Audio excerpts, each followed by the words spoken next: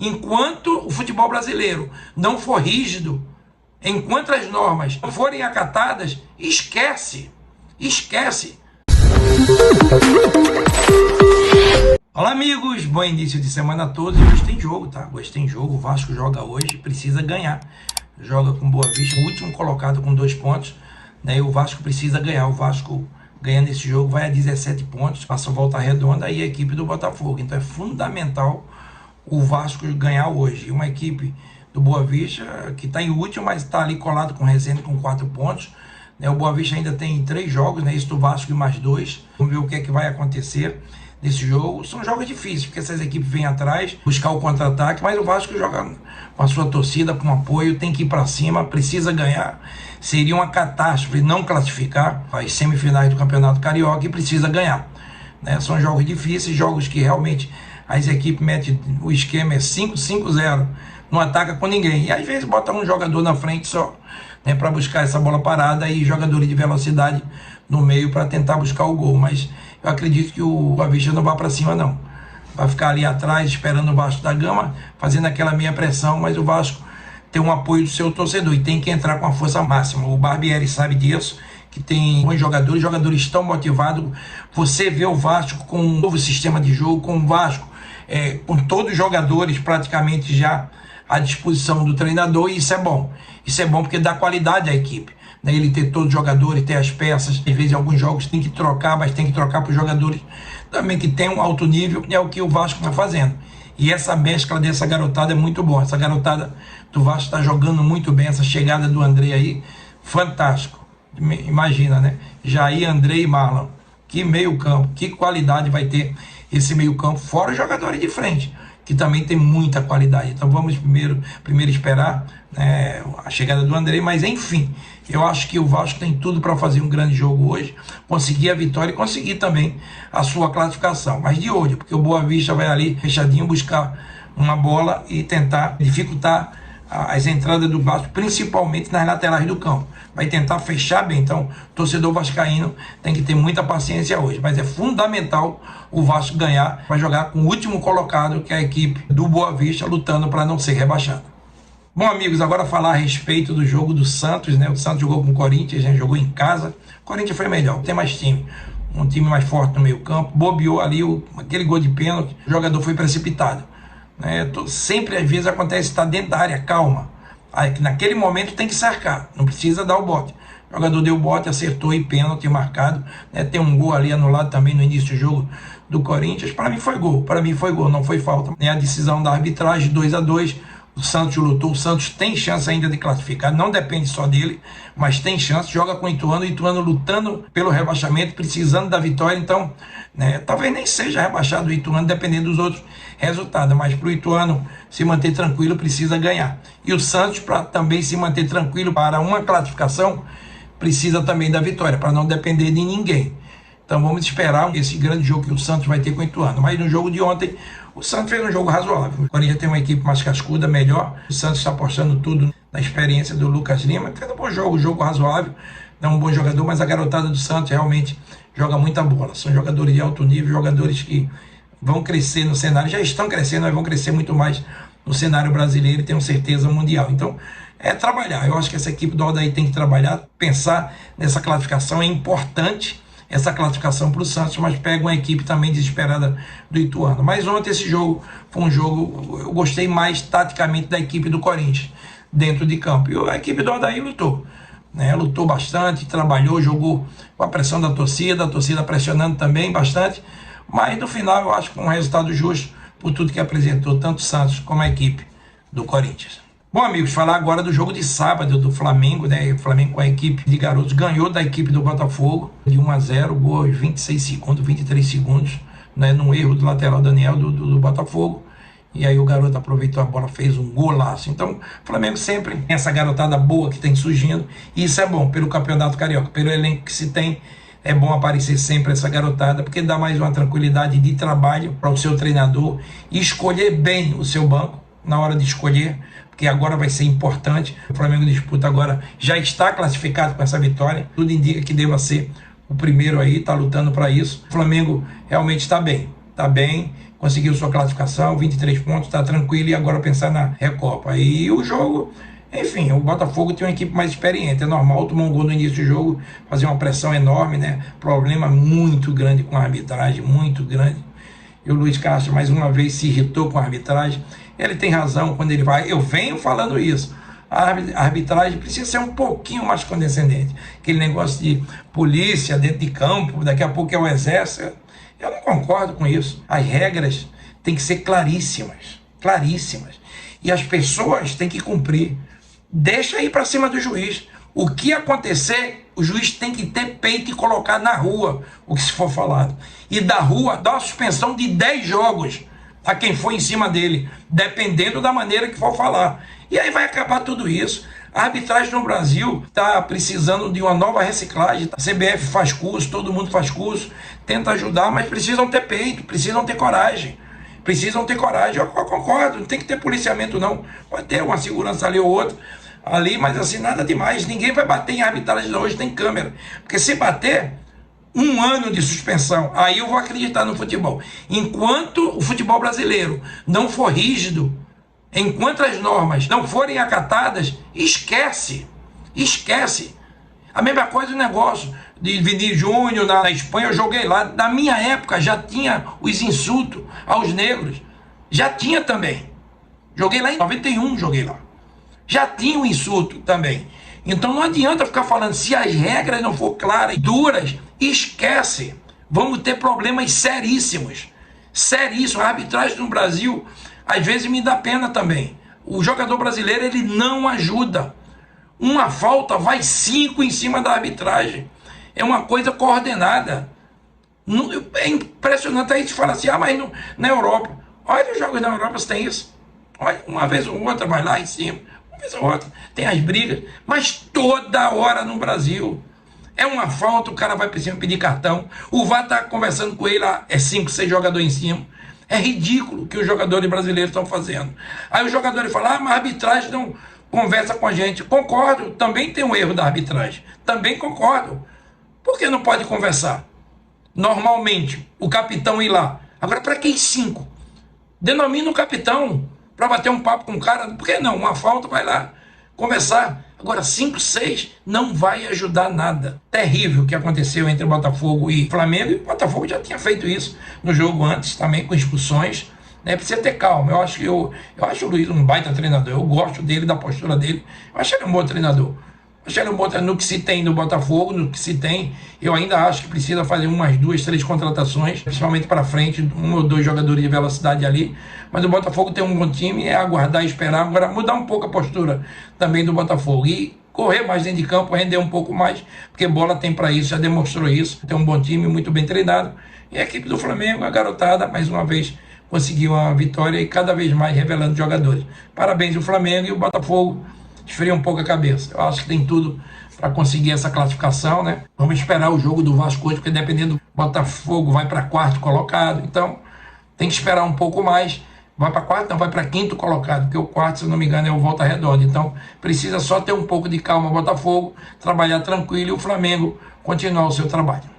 Fala galera do canal do Xerife Ricardo Rocha 3 no YouTube, tudo bem com vocês? Final de semana aí de alguns jogos do Campeonato Pernambucano, Copa do Nordeste. Vamos começar primeiro com o jogo que aconteceu ontem entre Retrô 1, Santa Cruz 1. O time do Retrô veio com tudo para cima do time do Santa Cruz. Primeira chance foi do Santa Cruz, mas logo em seguida, num contra-ataque, o Retrô consegue botar uma bola no travessão, onde para mim foi uma falha defensiva do Santa Cruz. Mais precisamente do alemão, que ele levanta a mão achando que estava impedido, ao invés de correr atrás do adversário. Mas aí o Santa Cruz começou a tentar botar a bola no chão, e o time do Retrô empurrando demais esse seu time para frente e tentando que o Santa Cruz se desfizesse da bola. Como? Ligação direta a todo momento para Pipico. Coisa que aconteceu. O Retrô muitas das vezes estava dominando o meio de campo do time do Santa, mas depois aconteceu algo que aí piorou ainda mais para o time do Santa. O Santa Cruz perde o João Eric expulso, para mim corretamente, naquele lance, um lance que ele poderia ter evitado, não evitou. E eu vejo que naquele momento o Santa Cruz ia ficar ainda pior, né? O Santa Cruz não estava fazendo um bom jogo. Muito pelo contrário, o Santa Cruz conseguiu se ajustar um pouquinho, o Anderson Ceará recuou um pouquinho como segundo volante ao lado do Arthur e ficou ali fazendo um 4-4-1. Muitas das vezes o Santa Cruz estava jogando desta maneira porque não tinha como se expor ainda mais, né? O Santa Cruz estava se fechando e tentando explorar os contra-ataques para o Lucas Silva, que era o único jogador mais rápido naquele momento do time do Santa Cruz. Logo no final do primeiro tempo, o Santa Cruz consegue fazer o seu primeiro gol. E isso doeu demais no time do Retrô. Por quê? Porque já no intervalo, já faz algumas mudanças, o Retrô praticamente ficou com 5 atacantes. O Santa Cruz, no intervalo, poderia já ter feito algumas substituições, como quais? Ter tirado o Pipico, porque essa bola estava toda hora sendo alongada para ele e ele estava dividindo com os zagueiros. Isso é muito ruim, o Pipico não estava conseguindo segurar essa bola. Eu teria feito ao contrário, tiraria o Pipico, deixaria mais um homem de meio de campo na marcação. Numa segunda hipótese, é o Santa Cruz trabalhar com 3 zagueiros. E isso que aconteceu já no final do jogo. Mas assim, o time do Santa Cruz estava muito bem postado já no segundo tempo.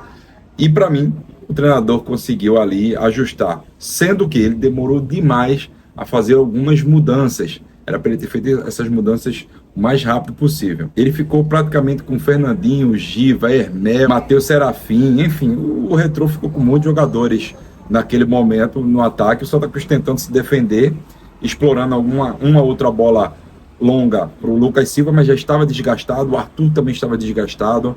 São jogadores que vêm jogando muito há muito tempo, vêm jogando em questões de minutagem há muito tempo, e isso vem desgastando demais a equipe do Santa Cruz. Uma bola só da área, o goleiro do Santa Cruz, Michael, faz uma belíssima defesa, e o Israel faz um gol ali, que foi o gol de empate, e logo em seguida o juiz ainda dá mais alguns minutos de acréscimos e acaba. Falar 2 pontos, Santa Cruz precisa correr para ontem. São peças de reposições.